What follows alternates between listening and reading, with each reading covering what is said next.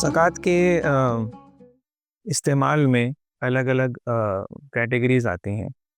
اس میں زکوٰۃ سینٹر کیا ان سب کیٹیگریز کو کیٹر کرنے کی کوشش کر رہا ہے یا کوئی اسپیسیفک ایریا ہے جس میں آپ اس کو کیٹر کرنا چاہتے ہیں, جو فوکس ہے آپ کا؟ جی، تو یہ اسلام کا بہت بڑا کنٹریبیوشن ہے کہ یہ رقم کن لوگوں کو دی جائے, سماج کے کس طبقے کو دیا جائے اور کس سچویشنز میں یہ رقم استعمال کرنی چاہیے.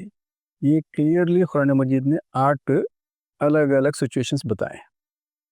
تو یہ سچویشنز ہر مقام پر ایک سا ہونا ضروری نہیں, اور ہر مقام پر یہ سارے چیزوں کا استعمال ہونا یہ بھی ضروری.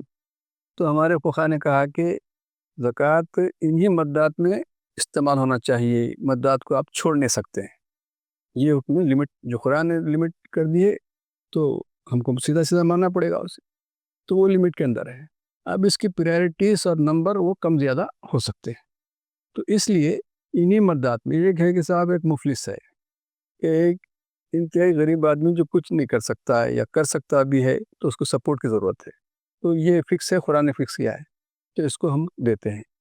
اور اسی طرح سے ایک ایسا سچویشن میں ہے کہ وہ مفلس تو نہیں ہے لیکن مستحق ہو گیا جاتا ہے کسی سچویشن کی وجہ سے. جیسا کہ ایک ایگزامپل یہ دیا جاتا ہے کہ ایک آدمی جو مالدار ہے سفر پہ نکلا, اس کے پیسے گم ہو گئے, تو اس کے مقام پہ تو بڑا آدمی ہوں لیکن اس وقت اس کو ضرورت ہے, تو اللہ کہتا ہے کہ اس کو دینا چاہیے. تو ایسے سچویشن کو رکھ کر ہم نے ہندوستان کے مسلمانوں کے تعلق سے بہت ساری اسٹڈی کی.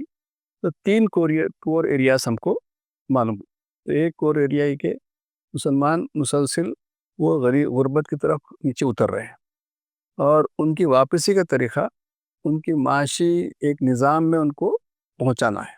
تو اس لیے لیولیہڈ روزگار کے اسکیمز میں ہم لگاتے ہیں. دوسرا ایجوکیشن اسکل ڈیولپمنٹ میں لگاتے ہیں, کیونکہ اس کے بعد میں فوری وہ پھر مارکیٹ فورس بن سکتا ہے. اس کے باوجود ایسے لوگ ہیں جو بزرگ ہیں, بیمار ہیں اور کام نہیں کر سکتے ہیں, تو اس کو ہم ایک الگ راشن اور پینشن کی اسکیم اس کو رکھیں, تو ان کو بھی ہم پرووائڈ کرتے ہیں. یہ 3 کور ایریاز ہیں جس پر زکوٰۃ سینٹر کام کرتا ہے.